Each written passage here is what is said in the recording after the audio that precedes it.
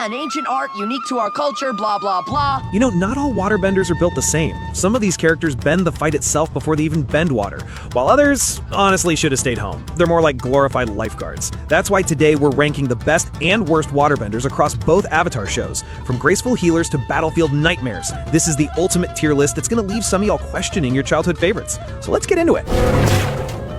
Fine. You want to learn to fight so bad? Study closely. But real quick, before we start handing out ranks, let's make one thing clear. This isn't just about who had the coolest water moves or the flashiest tricks. I'm ranking these benders based on actual combat ability, technique, versatility, and the feats we saw in both shows. So here's how the tier list works.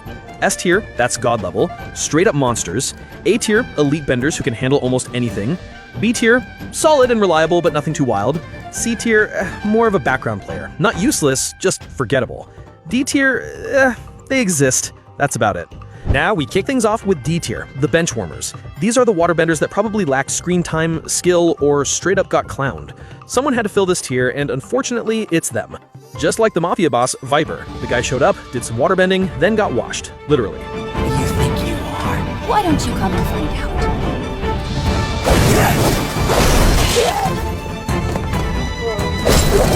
There's just not enough to work with, so he lands in D tier simply for existing. Still in the D tier is Anna. She was a capable waterbender, nothing groundbreaking, but okay. We saw her bend directly from her water pouch, and she pulled off a clever move by freezing the floor to trip up one of the mecha suits. That was probably her best moment.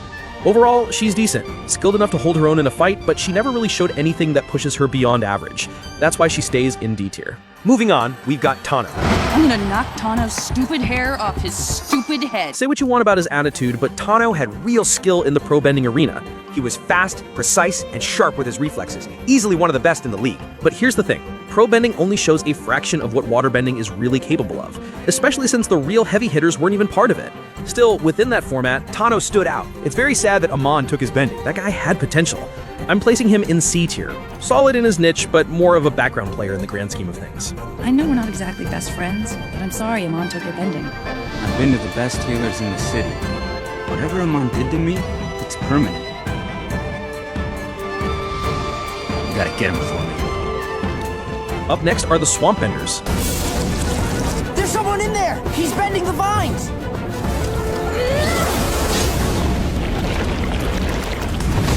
We're under attack!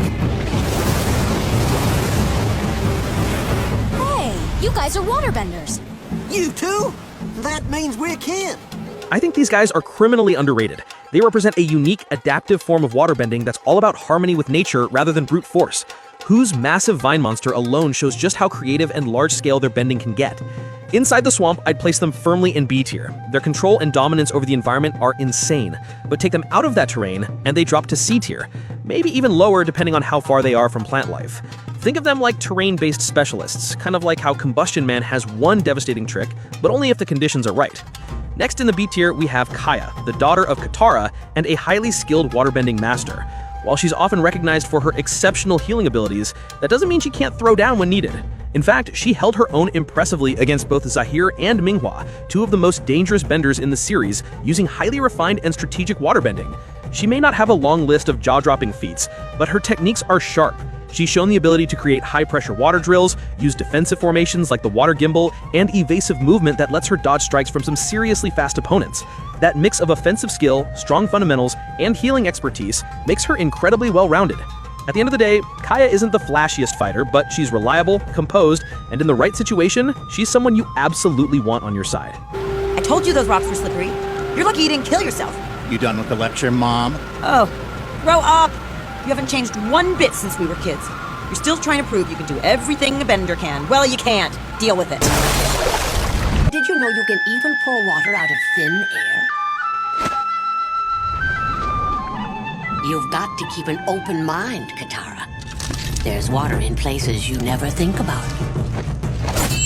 Kicking off the elite tier, we've got Hama. She was already a skilled bender back in her youth in the Southern Water Tribe, but it's what she accomplished later in life that truly sets her apart. Hama pioneered bloodbending, a forbidden technique that pushed the boundaries of what waterbending could even be. It changed everything.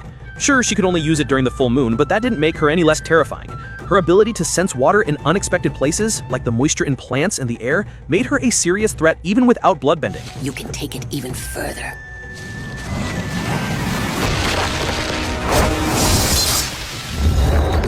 That was incredible! Next is Tonraq, a guy who I honestly think is underrated. He's got some incredible bending feats, especially with his use of ice. His ice slides make him surprisingly agile for someone with such a powerhouse style. Unlike most waterbenders, Tonraq fights with brute strength and close-range pressure. He's aggressive, physical, and hits hard. That's honestly one of the coolest things about his style. It feels raw and grounded. But that same close-range mindset also leaves him open to counters.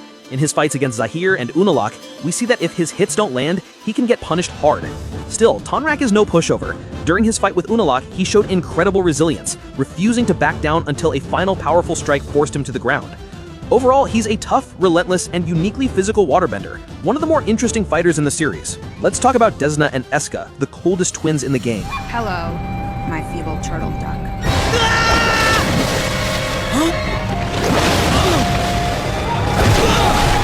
These two are incredibly agile, using ice slides and skates to maneuver through rough terrain, even sliding down mountains with ease. On water, they're just as fast. Eska literally kept up with a speeding motorboat by surfing a wave, which is wild. They've also shown impressive power, launching massive ice spikes and using clean and precise bending in battle. They even helped Zuko and their uncle Tonraq against the Red Lotus, which says a lot, even though they were ultimately taken down by Minghua. Still, that doesn't take away from what they bring to the table. Desna and Eska are elite waterbenders, with great technique and mobility. Another bender in the elite tier is none other than Master Pakku.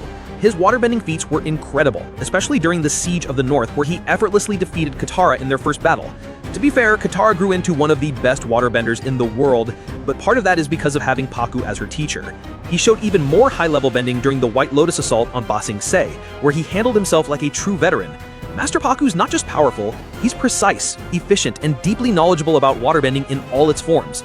He checks every box of what a top-tier waterbender should be. Minghua is next on the elite tier.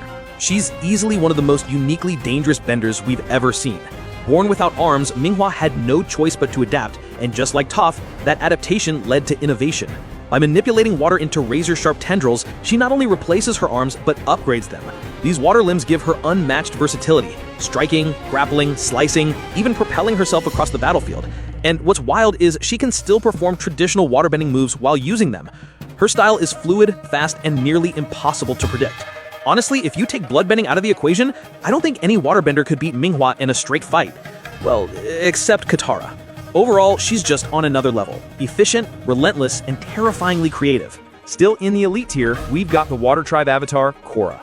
Now I know some of y'all might not agree with her being here, especially since she often relied more on fire and earth than water, but hear me out. When she does use water, she's absolutely unreal. Korra is a powerhouse. She's capable of bending massive bodies of water with ease, and has pulled off some incredible feats like creating towering waves that shoved aside heavy metal ships. Her mobility's wild too. She's got this water tornado technique that gives her a ton of agility in combat. And of course, there's her takedown of Kuvira's giant mecha suit using nothing but water. That moment alone is proof of how devastating her waterbending can be. Korra might not use water as often as her other elements, but when she does, she reminds everyone just how elite she really is. Korra, please come in here.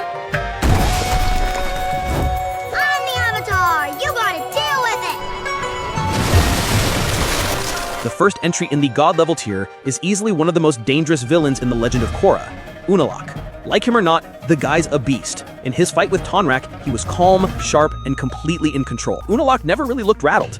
His moves were more precise and straight-up cleaner. When it comes to offense, he's brutal. Ice spikes, crashing water, freezing attacks midair, he does it all, and he does it fast. His strikes are strong, accurate, and relentless. He even fought off both Mako and Bolin at the same time, and those two aren't pushovers. But he's not just aggressive, he's slippery too. His reflexes are top tier, dodging clean hits in the middle of chaotic battles. And then there's his spirit bending. That alone puts him on a different level.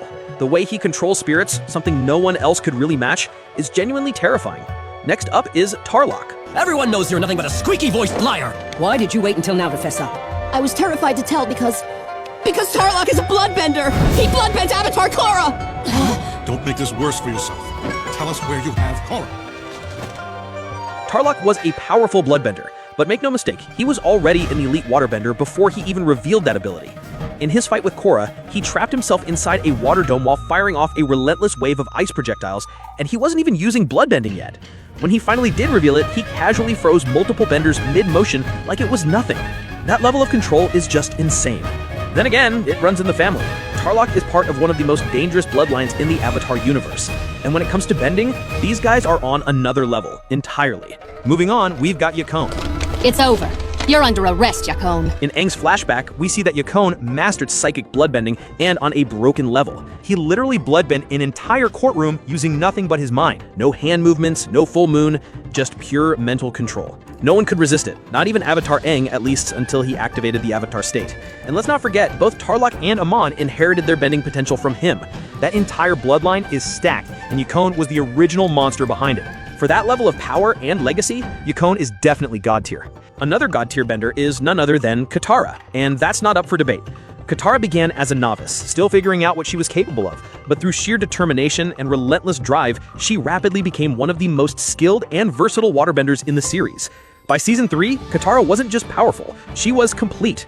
She mastered healing techniques, wielded ice, steam, and water with precision, and even became proficient at bloodbending, so much so that on her very first attempt, she outclassed the woman who invented it. And in the finale, she didn't just hold her ground against Azula, she outmaneuvered her. One of the most deadly firebenders in the world, brought down by Katara's calm under pressure and quick thinking. People like to say Katara's overglazed. Truth is, she's exactly where she should be, right at the top with the best to ever do it.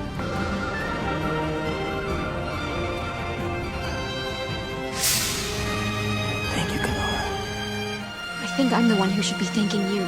The final waterbender in the god level tier is No Attack, better known as Amon. When I was a boy, a firebender struck down my entire family and left me scarred. That tragic event began my quest to equalize the world. That's a lie, Amon. Or should I call you No Attack? Amon was a master manipulator and an even scarier bender. He convinced an entire city he was a non-bender, while secretly mastering one of the most terrifying forms of waterbending, psychic bloodbending. Trained by Yakone from a young age, Amon surpassed even his brother Tarlok, using bloodbending with such precision that he could block a person's chi pathways and permanently strip them of their bending. By pretending it was a spirit-given energy bending gift, he not only concealed his identity, but elevated himself to near mythic status. That level of control, both physical and psychological, is almost unheard of. Amon wasn't just a skilled waterbender. He was a weapon, a symbol, and a living nightmare. God tier, without a doubt. They say the Avatar has failed humanity. That is why the spirits have chosen me to usher in a new era of balance. They have granted me a power that will make equality a reality. The power to take a person's bending away permanently. And that wraps up the ranking. Thanks for watching. Do you agree with my list? Who do you think should have hit that subscribe button for more rankings just like this one? Until next time, stay geeky. Not bad, not bad. Keep practicing and maybe you'll get it by the time you're my age. Hey, Katara. What do you think you're doing? It's past sunrise. You're late. Good to see you here. You too. Like, share, follow for more.